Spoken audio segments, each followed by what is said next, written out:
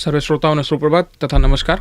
આપણી સાથે આજે ફરીથી છે doctor Ketan Shah, head of department, new LJ commerce college, LJ university. આપણે આજે ફરીથી મોનેટરી પોલિસી અથવા તો નાણાકીય નીતિ વિશે કેતન સર સાથે આપણે આજે ફરીથી ચર્ચા કરવાના છીએ.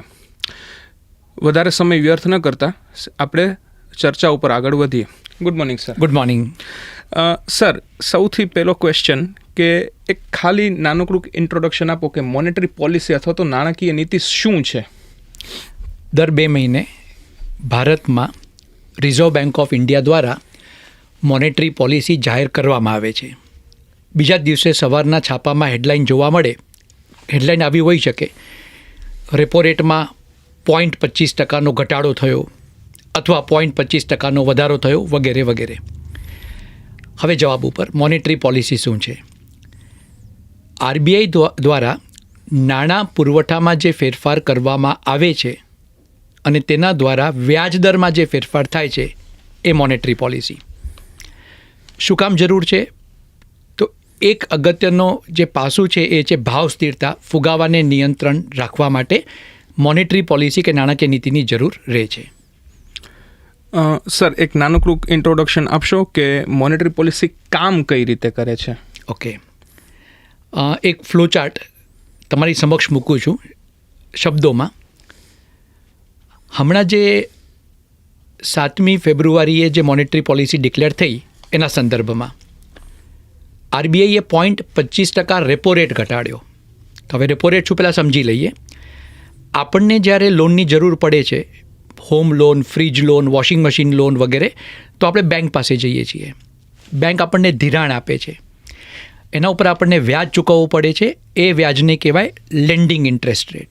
પણ આ સંબંધ ફક્ત વેપારી બેંક અને ગ્રાહકો વચ્ચેનો છે. વેપારી બેંકોને જ્યારે નાણાંની જરૂર પડે તો એમને જવું પડે મધ્યસ્થ બેંક, સેન્ટ્રલ બેંક આરબીઆઈ પાસે. અને આરબીઆઈ જ્યારે વેપારી બેંકોને લોન આપે છે અને એ લોન ઉપર જ્યારે વેપારી બેંકો આરબીઆઈને વ્યાજ ચૂકવે છે એને કહેવાય રેપો રેટ. રેપો રેટ ઘટાડ્યો છે એનો અર્થ એવો થાય આરબીઆઈએ વેપારી બેંકો માટે લોન સસ્તી કરી, જેનો અર્થ વેપારી બેંકો પોતાના ગ્રાહકો માટે લોન સસ્તી કરશે. લોન સસ્તી થાય તો 2 પ્રકારની માંગમાં વધારો જોવા મળે છે. વપરાશી માંગ, આપણે જે ખર્ચો કરીએ છીએ, વ્હીકલ ખરીદવાનો, ઇલેક્ટ્રોનિક ગેજેટ્સ ખરીદવાનો, હોમ લોન, કાર લોન વગેરે, અને બિઝનેસ લોન્સ એટલે મૂડીરોકાણ ખર્ચમાં ઉત્પાદકો, ધંધાર્થીઓ જે લોન લે છે બેંકો પાસેથી પોતાના બિઝનેસ ચલાવવા માટે, કારખાનાઓ ચલાવવા માટે, મશીન માટે, કાચા માલ માટે, લેબરર્સને વેતન ચૂકવવા માટે, એ ઇન્વેસ્ટમેન્ટ લોન્સ કહેવાય. ને આપણે જે લઈએ એને પર્સનલ કે કન્ઝ્યુમર લોન્સ કહેવાય. એ બંનેમાં વધારો થાય. જ્યારે મૂડીરોકાણ વધે અને સાથે સાથે વપરાશી માંગ વધે ત્યારે અર્થતંત્રમાં ઉત્પાદન વધારવો પડે વધતી માંગને સંતોષવા માટે. એટલે રોજગારીનું નિર્માણ પણ થાય અને આમ કરતાં કરતાં તેજી આવી શકે. અને પછી એવું કહી શકાય કે એના કારણે ફરી વખત એક ભાવમાં વધારો જોવા મળે છે.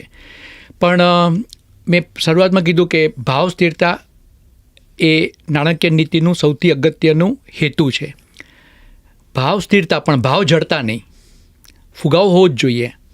કેટલો હોવો જોઈએ એનો જવાબ અલગ અલગ દેશોમાં અલગ અલગ હોઈ શકે. ભારતમાં સરકાર અને આરબીઆઈ વચ્ચે જે એમઓયુ થયું છે એમાં સમજૂતી છે 4% સુધીનો ફુગાવો આવકારદાયક છે. એટલો ફુગાવો હશે તો જ ગ્રોથ થશે, આર્થિક વૃદ્ધિનો દર જળવાઈ રહેશે અને રોજગારી સર્જન પણ થશે. એટલે આ પ્રમાણે મોનેટરી પોલિસી એક કાર્ય કરતી હોય છે. સર, મોનેટરી પોલિસીને અત્યારના જે પરિસ્થિતિઓમાં, જ્યારે સરકારે હમણાં જ એક બજેટ એનાઉન્સ કર્યું છે, તો બજેટ અને બીજી સાઈડ મોનેટરી પોલિસી, આનું અસેસમેન્ટ તમે કઈ રીતે કરશો અને કઈ રીતે આ અર્થતંત્રને વેગ આપવાનું કામ કરી શકે છે? હા, એક છે પોલિટિકલ અને બીજું છે ઇકોનોમિક કે આર્થિક. હવે રાજકીય કયું છે તો બજેટ હોય છે કાયમ રાજકીય હોય છે. બજેટ ફક્ત ને ફક્ત અર્થતંત્રમાં વૃદ્ધિ વધારવા માટે નહીં, પણ અમુક રાજકીય હેતુઓ સિદ્ધ કરવા માટે પણ હોય છે. કોઈક રાજ્યમાં ચૂંટણી આવવાની હોય તો એ વર્ષ દરમિયાન સત્તા પક્ષ કાયમ એવું બજેટ લાવે છે કે રાજ્યને ફાયદો થાય, અને આ સર્વવિદિત વાત છે. પણ નાણાકીય નીતિ એ પોલિટિક્સથી બિલકુલ વિમુક્ત છે, કમ્પ્લીટલી આઇઝોલેટેડ ફ્રોમ પોલિટિકલ ઇન્ફ્લુઅન્સ. એનો એક જ ઉદ્દેશ હોય છે, ભાવ સ્થિરતા જળવાઈ રહેવી જોઈએ, અને જો એ જળવાય તો પછી એવા કયા પગલાં લઈ શકાય કે સરકારને મદદ થાય કે આર્થિક વૃદ્ધિનો દર બી વધે. પણ જ્યાં સુધી ભાવ સ્થિર થતા નથી ત્યાં સુધી એમને બીજે ક્યાંય જોવાનું નથી. હમણાં અર્થતંત્રમાં જે સૌથી મોટી સમસ્યા સરકાર અને આરબીઆઈ સરકાર સમક્ષ ખાસ કરીને તો છે, એ વૃદ્ધિનો દર ઘટી ગયો છે. એટલે સરકારે એક એવું બજેટ લાવી છે જેની અંદર સેલેરીડ પીપલ, પગારદાર માણસો છે, એમને 12 લાખ રૂપિયા સુધીની જો આવક હોય તો એમાં સંપૂર્ણપણે આવકવેરામાંથી બાદબાકી આપવામાં આવી છે. એટલે આને કહી શકાય એક્સપાન્શનરી ફિસ્કલ પોલિસી, વિસ્તૃત રાજકોષીય નીતિ. એના પછી 1 ફેબ્રુઆરી બજેટ આવી, 7 ફેબ્રુઆરીએ મોનેટરી પોલિસી ડિક્લેર થઈ. અપેક્ષા હતી એ પ્રમાણે મોનેટરી પોલિસીની જાહેરાત થઈ, 0.25% રેપો રેટમાં ઘટાડો થયો, જેના કારણે મેં હમણાં જે સમજાવ્યું કે રેપો રેટ ઘટે તો અર્થતંત્રમાં કુલ માંગમાં 100% વધારો થશે. એટલે અત્યારે બંને પોલિસી હેન્ડ ઇન હેન્ડ એવું કહી શકાય, એક્સપાન્શનરી ફિસ્કલ પોલિસી અને એક્સપાન્શનરી મોનેટરી પોલિસી. છેલ્લા 5 વર્ષમાં બીજી વાર થઈ રહ્યું છે કે જ્યારે બંને પોલિસી એક દિશામાં જઈ રહી હોય. આ ક્યારે બન્યું હતું? 4 વર્ષ પહેલાં કે 5 વર્ષ પહેલાં કોવિડમાં આપણે જ્યારે ફસાઈ ગયા હતા, લોકડાઉન આવ્યું હતું, ત્યારે બી આ બંને નીતિઓ આ પ્રકારની હતી કે જેમાં સરકારે પોતાનો ખર્ચો વધારી દીધો અને આરબીઆઈએ રેપો રેટમાં સતત 1.5 વર્ષ સુધી ઘટાડો કર્યો. નોર્મલ ટાઈમ્સમાં જ્યારે બધું બરાબર ચાલતું હોય છે, તમારો આર્થિક વૃદ્ધિનો દર બી સરેરાશની નજીક હોય છે, ત્યારે આ જોવા મળે છે કે બંને વચ્ચે એક ટસલ જોવા મળે છે, એક ઝઘડો હોય છે. રાજનેતાઓને કાયમ ચૂંટણીઓ જીતવી એ એમનો પ્રથમ લક્ષ્ય હોય છે. એટલે બજેટ એવું જ આપે કે જેમાં ખર્ચાઓ પુષ્કળ હોય, બજેટમાં ખાધ વધે, અને પછી એના કારણે જે ફુગાવો થાય એ સંભાળવાની પૂરી જવાબદારી આરબીઆઈની હોય છે, એ નાણાકીય નીતિની હોય છે. એટલે નાણાકીય નીતિ તમે કહો દક્ષિણમાં જાય તો રાજકોષીય નીતિ કાયમ ઉત્તરમાં જતી હોય છે. એટલે બંને વચ્ચે એમ કોઈ મેળ હોતો નથી, પણ બહુ જ ઓછા એવા સંદર્ભ છે કે બંને વચ્ચે સુમેળ રાખવો પડે અર્થતંત્રના ભલા માટે. તો આપણે એમ પણ કહી શકીએ છીએ કે એક સાઈડથી ગવર્મેન્ટે કન્ઝમ્પશન ઇન્ક્રીઝ કરવા માટે થઈ અને એમણે બજેટમાં રાહત આપી. યસ. અને આ જ રીતે એ જ જે રાહત છે એમાં વધારે વિશેષ રાહત મળે એના માટે આરબીઆઈએ પોતાના વ્યાજ દરો ઓછા કર્યા છે. હા, એટલે શ્યામસર આને આ રીતના જોઈએ. માની લો તમારી ઇન્કમ 12 લાખ રૂપિયા સુધીની છે, 12 લાખ છે એવું જ ગણીને ચાલું છું. લાસ્ટ યર 12 લાખ હતી. લાસ્ટ યર જે 12 લાખ તમારી આવક હતી એમાં તમે ઇન્કમ ટેક્સ ચૂકવેલું, આ વર્ષે બી ચૂકવવાના છો, પણ ઘણું ઓછું ચૂકવવાના છો. તમારી પાસે પૈસો વધ્યો. હવે મારે શું કરવાનું છે? તમને બેંક સુધી જતા કરવાના છે. એટલે તરત તમે વાંચો, હોમ લોન સસ્તી થઈ. કેમ સસ્તી થઈ? રેપો રેટ ઘટાડ્યો એટલા માટે. એટલે આ 2 વસ્તુ થઈ છે. બજેટથી તમારા હાથમાં એક્સ્ટ્રા પૈસા મૂકવામાં આવ્યા. હવે બેંક સુધી તમે જાઓ અને લોન ખરીદો, એના માટે આરબીઆઈ રેપો રેટ ઘટાડ્યો. ઓકે સર, અત્યારનું અસેસમેન્ટ આપણે જોવા જઈએ તો આપણા ભારતના અર્થતંત્રમાં પણ ઘણી બધી અનિશ્ચિતતા છે. તો એની વચ્ચે જે પ્રમાણે નાણાકીય નીતિ અથવા તો મોનેટરી પોલિસી જે કામ કરી રહી છે એ કેટલી હદ સુધી સાચી કહેવાય? કોઈ પણ વિકાસશીલ દેશ, અલ્પ વિકસિત દેશમાં રાજકોષીય નીતિ હોય કે નાણાકીય નીતિ હોય, એને પૂરેપૂરી સફળતા નથી મળતી. એના માટે ઘણા બધા કારણો જવાબદાર છે. અને બીજું કે નીતિ કેવી રહી, કેવી છે, કેવી રહેશે, એ તો સમય જ બતાવી શકે. અત્યારે જે નાણાકીય નીતિ જાહેર કરવામાં આવી છે, જેમાં 0.25% સુધીનો ઘટાડો કર્યો, એમાં ભયસ્થાન શું છે હું તમને કહી દઉં. ભારતમાં સૌથી પહેલાં તો આવું ક્યાંય સ્થાપિત થયેલું નથી કે રેપો રેટ ઘટાડો તો કુલ માંગમાં વધારો થશે, ધંધાર્થીઓ પોતાનું મૂડીરોકાણ વધારશે અને એના કારણે આર્થિક વૃદ્ધિનો દર વધશે. એવું ક્યાંય સાબિત થયું નથી. સરકારે ઘણી વખત આવું કર્યું છે કે રેપો રેટ ઘટાડ્યો પણ એના કારણે કોઈ ગ્રોથ થયું નથી. પહેલી વાત આ. બીજું, અત્યારે જે સૌથી મોટી સમસ્યા મને લાગી રહી છે, ઇન્ટરનલમાં તો છે જ, આંતરિક જે સમસ્યા છે એ સ્લો ગ્રોથની છે, એમ્પ્લોયમેન્ટ જનરેશનની, એ તો છે જ, પણ એક વસ્તુ એમાં ઉમેરાઈ છે, એક્સટર્નલ પ્રોબ્લેમ, અને એ છે રૂપિયો સતત નબળો પડી રહ્યો છે. અને રૂપિયાને 87 રૂપિયા, 87 રૂપીસ ટુ ડોલર જાળવવા માટે આરબીઆઈ પોતાના વિદેશી હુંડિયામણ સતત ખર્ચ કરી રહી છે. આ પરિસ્થિતિમાં જો તમે વ્યાજદર ઘટાડો, રેપો રેટ ઘટાડો, એના કારણે બધા વ્યાજના દર ઘટી જાય. તમે થાપણો મૂકો છો તો બેંક તમને ઓછું વ્યાજ ચૂકવશે, લોન લો છો તો પણ ઓછું વ્યાજ તમારે ચૂકવવાનો. તો જે ફોરેન મની આપણી પાસે ડોલરના સંદર્ભમાં છે, એ લોકો, વિદેશી રોકાણકારો પોતાનો ડોલર લઈ અને એવા દેશોમાં જશે જ્યાં પ્રમાણમાં વ્યાજ વધારે મળે છે. તો રૂપિયા ઉપર ફરી વખત એક દબાણ આવશે, હજી નબળો થઈ શકે છે. અને નબળો થાય તો ઘણી બધી આયાતી વસ્તુ એવી છે જેના વગર આપણને ચાલતું નથી, એ વસ્તુ આપણે ઘરે બનાવી શકતા નથી. દાખલા તરીકે ક્રૂડ ઓઇલ, ખનિજ તેલ, એ તો આપણે મધ્ય એશિયાઈ દેશોમાંથી જ ઇમ્પોર્ટ કરવું પડે છે, આપણા માટે મોંઘું થશે. એટલા માટે નહીં કે લોકોએ ભાવ વધાર્યા, એટલા માટે કે આપણને વધારે રૂપિયા જોશે $1 ખરીદવા માટે. જો એવું થયું તો ફરી વખત ફુગાવાને વેગ મળી શકે છે. આવી એક સંભાવના છે જે 2-3 મહિના પછી ખબર પડશે. સર, તમે વાત કરી કે ભારતીય રૂપિયો નબળો પડી રહ્યો છે, એમના એ માટે થઈને કયા કયા કારણો અત્યારે આપણી સામે કે આપણી સમક્ષ છે એ વિષય ઉપર? ભારતનો રૂપિયો નબળો પડી રહ્યો છે એમાં એક અગત્યનું જે પરિબળ છે એ પૂરો અમેરિકન પરિબળ છે, ટ્રમ્પ ઇફેક્ટ છે. અત્યારે એવું લાગી રહ્યું છે કે ટ્રમ્પે જે આર્થિક નીતિઓ પોતાના દેશ અમેરિકા માટે અપનાવી છે, to make America great again, એ એવા પ્રકારની છે કે ત્યાં ફુગાવાને મેઘ મળી શકે છે. 3 દિવસ પહેલાંના આંકડા તમારી સમક્ષ મૂકું છું. અમેરિકામાં ફુગાવો જે 18%થી થોડોક નીચે આવી ગયો હતો, અત્યારે ફરી વખત 3% સુધી પહોંચી ગયો છે. ત્યાંની મધ્યસ્થ બેંક ફેડરલ રિઝર્વ, જેમણે પ્લાન કર્યું હતું કે ડિસેમ્બર 2025 સુધી આટલું રેટ કટ કરવાનું છે જેથી અમેરિકામાં ધિરાણ સસ્તું બને અને ત્યાં તેજી આવે, તો લાસ્ટ મોનેટરી પોલિસી ડિક્લેરેશનમાં એમણે એને એક બ્રેક લગાવી દીધી છે કે હવે રેટ કટ નથી કરવાનો. મને એવી શક્યતા દેખાઈ રહી છે કે જો આ ચાલુ રહ્યું, અમેરિકાની ટ્રમ્પની આવી નીતિઓ ચાલુ રહી, ટેરિફ વધારવાના આ બધું કરવાનું, તો એવું બની શકે કે ત્યાં રેટ વધારવા પડે. અને જો અમેરિકામાં રેટ વધારશે તો જે ડોલર આપણા દેશમાં છે એ ફરી વખત સ્ટોક માર્કેટમાં હોય કે બેંક ડિપોઝિટ, NRI ડિપોઝિટમાં હોય, ફરી વખત અમેરિકા જતું રહેશે અને રૂપિયો ફરી વખત આપણા અપેક્ષા કરતાં વધારે નબળો પડી શકે છે. એટલે આ એક અગત્યનું કારણ અત્યારે દેખાઈ રહ્યું છે. પ્લસ આપણો એક્સપોર્ટ, આપણે જે નિકાસ કરીએ છીએ એ નિકાસ વૃદ્ધિનો દર બિલકુલ સંતોષકારક નથી, કારણ કે નિકાસથી આપણે ડોલર કમાવીએ છીએ. રૂપિયો નબળો કેમ પડે છે? તો રૂપિયાની માંગ વધારે છે રૂપિયાના પુરવઠા કરતાં. એટલે આ કારણ છે, અગત્યનું કારણ અત્યારે આ છે. સર, તમે હમણાં જ વાત કરી કે એક સર્ટેન લેવલનું ઇન્ફ્લેશન હોવું જોઈએ અને રિઝર્વ બેંક ઓફ ઇન્ડિયા અને ભારતીય સરકાર વચ્ચે એવું એક સમજૂતી થઈ છે કે અરાઉન્ડ આપણે 4% ±2% આટલું ઇન્ફ્લેશન હોવું જોઈએ, એટલે કે ફુગાવો હોવો જોઈએ. સર, એક મિનિમમ સર્ટેન લેવલનું ઇન્ફ્લેશન શું કામ જોઈએ છીએ? સરસ પ્રશ્ન છે કે મારા ઘણા વિદ્યાર્થીઓ મને પૂછે કે ફુગાવો શૂન્ય કેમ નહીં કરી નાખવાનો? તો મેં જવાબ એટલો જ આપું, બેટા, ફુગાવો શૂન્ય થશે તો આવતીકાલે તમને નોકરી ન મળે એવી પરિસ્થિતિ પેદા થશે. શું કામ શૂન્ય ન હોવું જોઈએ? જે શ્રમિક કામ કરે છે એને વેતન મળે છે. તમે એને કહો ભાઈ તું વધારે કામ કર, તો એ તમને કહેશે કોઈ વાંધો નહીં, વધારે પગાર આપો, વધારે કામ કરવા તૈયાર છું. જે જમીનદાર તમને જમીન આપે છે, તમે જેને ભાડું ચૂકવો છો, તમે એને કહો મને હજી વધારે જમીન જોઈએ, એ બી કહે છે કાંઈ વાંધો નહીં, મને ભાડું વધારે આપો અને બીજી જમીન પણ લઈ જાઓ.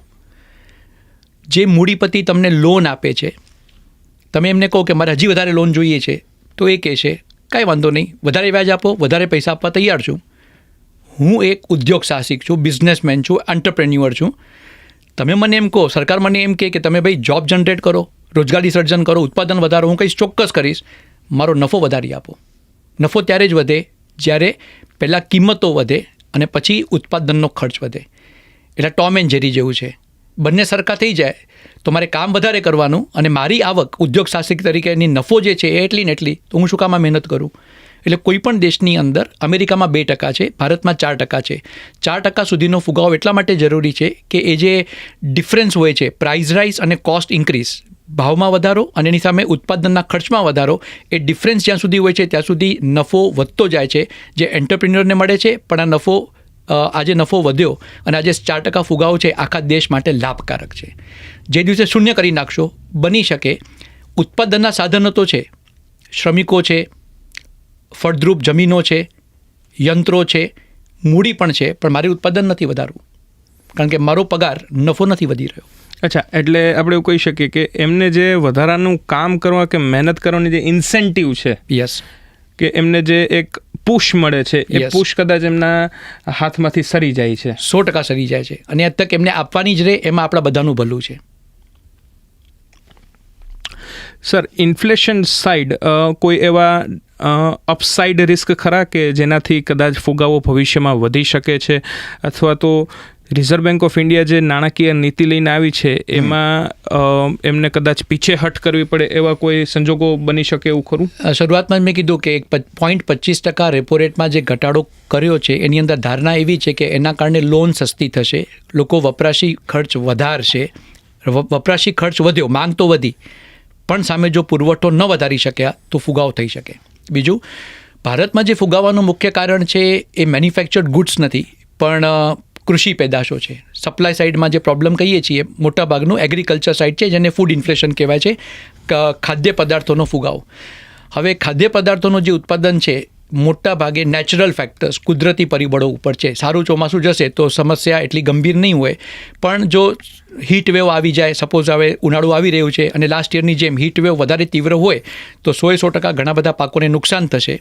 માંગ વધી રહી છે, લોકો પાસે ખર્ચ શક્તિ છે પણ પુરવઠો નથી તો કિંમતો વધી શકે. અને બીજું કે જે રૂપિયો નબળો પડી રહ્યો છે એના કારણે આપણે જે વસ્તુઓ આયાત કરીએ છીએ એ મોંઘી બને અને એ વસ્તુ જ્યાં જ્યાં ઉપયોગમાં આવે ઉત્પાદન, એ બધી વસ્તુઓના ભાવ પણ વધી શકે, પેટ્રોલની કિંમત પણ વધી શકે એવી શક્યતા ખરી. અચ્છા, એટલે આપણે એવું પણ કહી શકીએ કે માની લો કે રૂપિયો નબળો પડે છે એટલે આપણે અંદાજિત એપ્રોક્સિમેટ ફિગર્સ લેવા જઈએ તો 75-80% સુધીનું આપણે ક્રૂડ બહારથી આયાત કરીએ છીએ.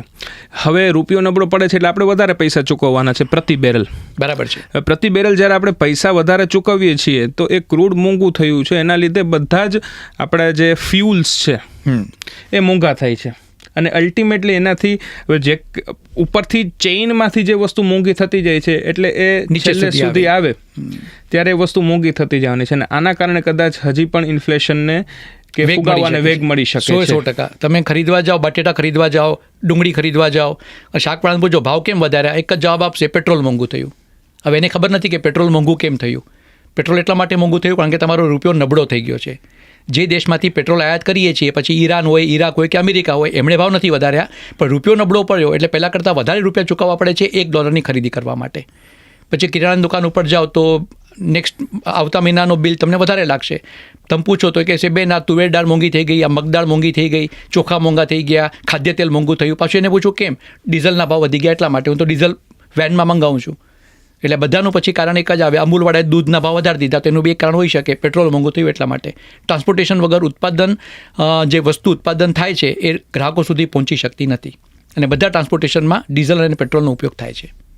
એટલે ડોલર નબળો પડે તમારા ખિસ્સા ઉપર માર પડે છે ડાયરેક્ટલી. એટલે આના ઉપરથી એક વસ્તુ આપણે શ્રોતાઓને બહુ ક્લિયર થઈ જશે કે ઇકોનોમિક્સ અથવા તો અર્થશાસ્ત્ર અને અર્થતંત્ર એ એક એવી હોચપોચ છે, એક એવી એ દુનિયા છે કે જેમાં એક સાંધે ને તેર તૂટે એના જેવું પણ ઘણી વખત આવી પરિસ્થિતિઓ બની શકે છે. અને સર બીજું આપણે એક એ વસ્તુ જોવાની હતી કે હમણાં આપણે રિસન્ટલી એવું જોયું છે કે એકાદી કોઓપરેટિવ બેંક ફેલ થઈ છે. હા, બરાબર છે. અને મેજોરિટી જે બેંક ફેઇલિયર્સ છે, આપણે જેને કહીએ કે આરબીઆઈ ભલે એને કાયદેસર રીતે એક્સપ્લિસિટલી નથી કહેતી બટ કોઈ મોટી બેંકને આરબીઆઈ ક્યારેય ઉઠવા નથી દેતી. પછી એ તમે કોઈ પણ બેંક લઈ લ્યો કે જે રાષ્ટ્રીયકૃત હોય અથવા તો પ્રાઇવેટ હોય, પણ જ્યારે આપણે કોઓપરેટિવ બેંકની વાત કરીએ છીએ ત્યારે આપણે થોડા ઘણા સમય એવું સાંભળતા હોઈએ છીએ કે આ કોઓપરેટિવ બેંક ઉઠી ગઈ, કે આ કોઓપરેટિવ બેંકમાં આરબીઆઈએ બહુ મોટું લેવલનું ઇન્ટરવેન્શન કર્યું છે અને ત્યાં એમણે આખું બોર્ડ સંભાળી લીધું છે. તો કોઓપરેટિવ બેંકના ફેલિયર્સના શું કારણો હોઈ શકે છે? પ્રોમોટર્સ જે હોય, એના જે માલિકો હોય, એના જે બોર્ડ ઓફ મેનેજમેન્ટમાં લોકો હોય, એમની જે ખરાબ નિયત છે, બસ એક જ કારણ છે, બીજું કોઈ કારણ નથી એની અંદર. જેટલા બી કિસ્સાઓ બન્યા બધા વાંચ્યા, લાલચ કે મારા હાથમાં સત્તા છે, કોને લોન આપવાની, જાણીતા પાણીતાને લોન આપી દઉં છું. જે પબ્લિક સેક્ટર બેંકમાં નથી બનતું અને પ્રાઇવેટ સેક્ટર બેંક્સમાં બનતું નથી, કોઓપરેટિવ બેંકમાં બની શકે છે. એટલે આરબીઆઈનો એક તો રોલ છે, એક તો જે ભૂમિકા ભજવે છે મોનેટરી પોલિસીની.